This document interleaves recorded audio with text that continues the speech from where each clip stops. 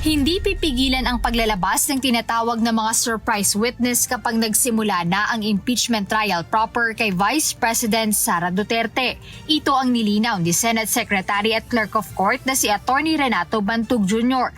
Ayon kay Attorney Bantug Jr., maaari pa ring magsumite ang House Prosecution Panel o ang defense team ng mga testigong wala sa kanilang orihinal na pre-trial brief. Bunsod na rin aniya ng mga reservation na pinahihintulutan ng korte.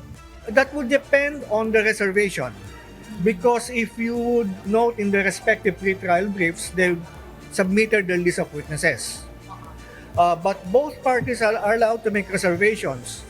Reservations of witnesses that are not yet available or known to them at the time of the pre-trial conference. And during the trial, they may submit or move before the court for the appearance of other witnesses that are not, whose names are not part of the pre-trial brief. Paliwanag pa ng Clerk of Court, hindi magiging surprise sa tunay na kahulugan ang mga testigong ito dahil obligado ang magkabilang panig na magbigay ng 3 araw na abiso bago iharap ang sinumang bagong testigo sa paglilitis. As long as they would make the proper reservation.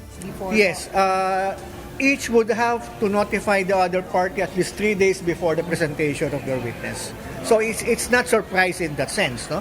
It's just that given the amount of preparation that needs to be undertaken by both parties, then there may be some witnesses that would not be available or known to you at this point.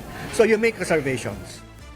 Sa kabila ng mga ito, inaasahan ngayon ang 2 araw ng pre-trial conference o ang pagmamarka ng mga ebidensya para sa impeachment ni Vice President Duterte. Sinasabing nagkaroon ng delay kahapon dahil sa dami ng mga dokumentong kinakailangang markahan.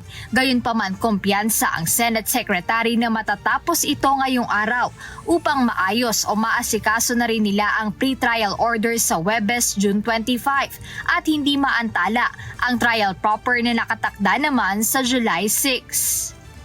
Jed Neresina, humahataw sa balita ngayon.